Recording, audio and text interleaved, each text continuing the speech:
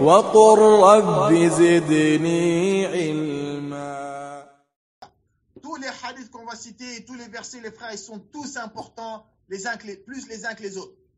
Dans Tabarani, un hadith que vous allez trouver dans la silsila de Cheikh Albani, rahimahullah, numéro 906. Dans la silsila de Cheikh Albani, silsila de Sahiha, 906, un hadith authentique. Écoutez bien. Un hadith de Abdullah ibn Umar, radiyallahu anhuma. Allahu akbar kabira. Allahu akbar kabira. Écoutez ce hadith, les frères. Ar-Rasul sallallahu alayhi wa sallam قال أحب الناس إلى الله عز وجل أنفعهم للناس. Allahu akbar. Le prophète, il a dit, les gens les plus aimés auprès d'Allah, c'est ceux qui seront les plus utiles aux autres, aux gens. Est-ce que nous, on ne veut pas être aimé par Allah, les frères, ou qu'est-ce qui se passe? On ne veut pas qu'Allah il nous aime.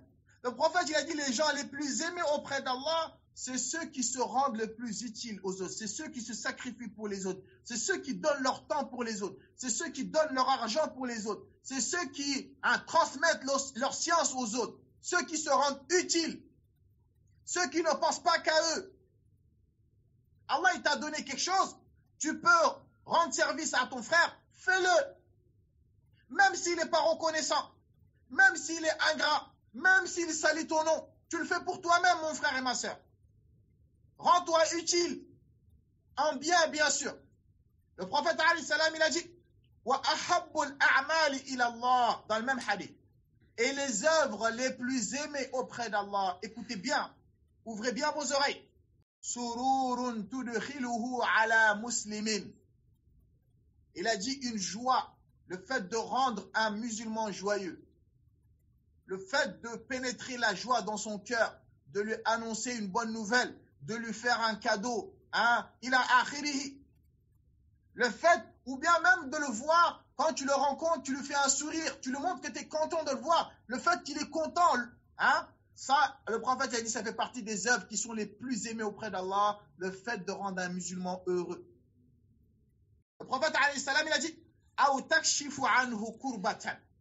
Ou bien tu le soulages d'une peine, tu le soulages d'une détresse. Il est en galère, il a besoin d'argent pour quelque chose. Tu le soulages de n'importe quelle détresse que ce soit. Il a besoin d'aller à l'hôpital, il n'a pas de voiture. À 1h du matin, tu te lèves de ton sommeil, tu délaisses ton sommeil, tu allumes ta voiture pour soulager sa peine, la peine de ton frère musulman. Ça fait partie des œuvres les plus aimées auprès d'Allah Azza wa Jal. Le prophète sallallahu alayhi wa sallam, il a dit ou bien tu lui règles une dette. Il a des dettes, mais il n'a pas les moyens de les régler.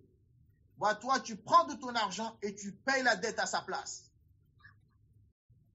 Le prophète sallallahu alayhi wa sallam, il a dit, il n'a pas terminé, le hadith, il est encore long.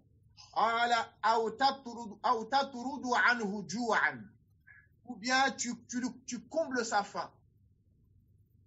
Il a faim et tu chasses la faim. Mais tu lui donnes à manger.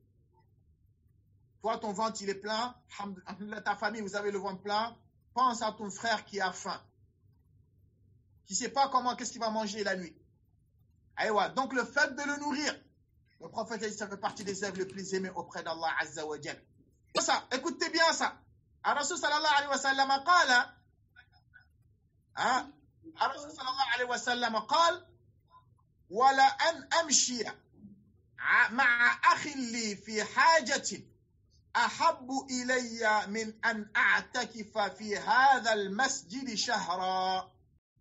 Il a dit le fait de marcher avec mon frère, le fait de marcher avec mon frère pour lui régler un besoin qu'il a, le fait de marcher avec mon frère dans un besoin à lui, pour lui régler un besoin qu'il a besoin, le prophète il a dit cela m'est préférable à moi, Mohammed, que le fait de faire une retraite spirituelle dans ma mosquée un mois.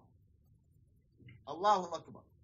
Vous savez c'est quoi l'i'tikaf? Le fait de rester dans la mosquée, surtout les 10 derniers jours du Ramadan, le fait de rester à la mosquée et de se consacrer à la lecture du Coran, et le fait de se consacrer aux prières surrogatoires, surtout dans la mosquée du prophète sallallahu alayhi wa sallam. Ar-Rasul sallallahu alayhi wa sallam, qu'est-ce qu'il a dit? Il a dit le fait d'aller avec mon frère musulman. Par exemple, ton frère, il a besoin de régler quelque chose à la mairie. Il ne parle pas français, ou bien il ne parle pas la langue du pays. Toi, tu allumes ta voiture et tu vas avec lui jusqu'à la mairie. Tu parles avec les secrétaires, tu l'accompagnes dans son rendez-vous, ou bien il a un rendez-vous à l'hôpital chez un médecin, mais il ne sait pas comment s'y prendre pour y aller. Tu marches avec lui dans son besoin qu'il a, jusqu'à ce qu'il règle son besoin. Le prophète il a dit, cela m'est préférable que de rester dans la mosquée pendant 1 mois et d'adorer Allah subhanahu wa ta'ala. Allahu akbar. Rasul sallallahu alayhi wa sallam, il a dit, وَمَنْ مَشَى مَعَ أَخِيهِ فِي حَاجَةٍ حَتَّى يُثْبِتَهَا لَهُ. Et celui qui marche avec son frère, pour régler un de ses problèmes, il a dit, il est resté avec lui jusqu'à que son problème aura été réglé. Le prophète, il a dit, أَثْبَتَ اللَّهُ قَدَمَيْهِ يَوْمَ تَزُولُ الْأَقْدَامِ. Allah, il raffermira son pied le jour où les pieds vont glisser. Mais ma'ana sur le sirat, vous connaissez le pont qui est entre le paradis et l'enfer. Ce pont-là où tout le monde va passer. Le prophète, il a dit, c'est lui qui est avec son frère. Hein? Celui qui est avec son frère. Jusqu'à qu'il règle un problème. Hein? Le prophète, sallallahu alayhi wa sallam, a dit, ce jour-là, Allah, il va raffermir tes pieds sur le sirat, tu ne vas pas tomber dans l'enfer. Allahu akbar. Le prophète, sallallahu alayhi wa sallam, il a dit, écoutez bien. Wa inna su'al khuluqi. Et il a dit, et le mauvais comportement. Le mauvais comportement, yufsidu l'amala kama yufsidu l'khallu l'asala. Il a dit, et le mauvais comportement corrompt et détruit les bonnes œuvres comme le vinaigre, il détruit le miel. Il a dit, le mauvais comportement détruit et corrompt les bonnes œuvres comme le miel, comme le vinaigre, il détruit le miel. Le prophète sallallahu alayhi wa sallam, il a dit, وَمَنْ كَفَّ غَضَبَهُ. Et celui qui retient sa colère. سَتَرَ اللَّهُ عَوْرَتَهُ. Allah subhanahu wa ta'ala, il va préserver ses défauts يوم القيامة. وَمَنْ كَتَمَ غَيْظَهُ وَلَوْ شَاءَ أَنْ يَمْضِيَهُ أَمْضَاهُ. كذلك. Celui qui retient sa colère alors qu'il pouvait se venger, alors qu'il pouvait manifester sa colère, mais il s'est retenu. Le prophète sallallahu alayhi wa sallam, il a dit, Mala Allahu qalbahu yawm al-qiyamati ridan. Allah, il va remplir son cœur yawm al-qiyamati de satisfaction. Bima'na, Allah, il va lui donner jusqu'à qu'il soit satisfait. Ce hadith-là, c'est un hadith azim. Donc les frères, la solution, elle est là. Donc qu'est-ce qu'on attend? On ne veut pas qu'Allah il nous aime. Si on veut qu'Allah il nous aime, qu'est-ce qu'on attend pour se rendre utile aux autres? Qu'est-ce qu'on attend? Allah subhanahu wa ta'ala, le prophète, il nous a informé, les œuvres les plus aimées auprès d'Allah, c'est le fait de rendre service aux autres. Donc qu'est-ce qu'on attend pour rendre service aux autres? Pourtant, on peut le faire.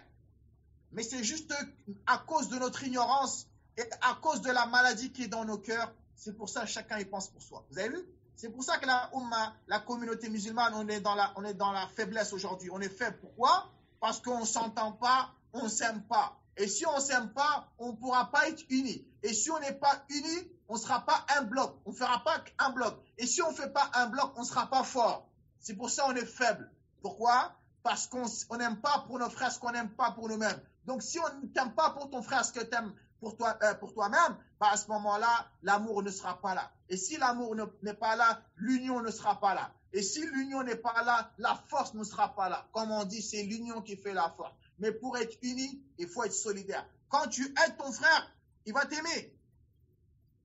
Mais quand ton frère, il voit qu'il est dans une galère ou dans une difficulté, et toi, tu te moques de lui carrément. Ah, regarde-moi, lui, il ne fout à rien. On va voir si c'est un homme, on va voir s'il pourra se débrouiller tout seul. On est là à se moquer. On est là à raconter la vie de nos frères, alors qu'on peut les aider dans la difficulté, mais on les voit et on rigole. Donc voilà, la solution, elle est là. Les ahadiths, ils sont là. Yawm al-qiyamati, personne n'aura d'excuses en disant, moi, je ne savais pas ou je ne sais quoi. Elle est là. Celui qui veut qu'Allah il aime, voilà, rends-toi utile aux gens. Selon tes capacités.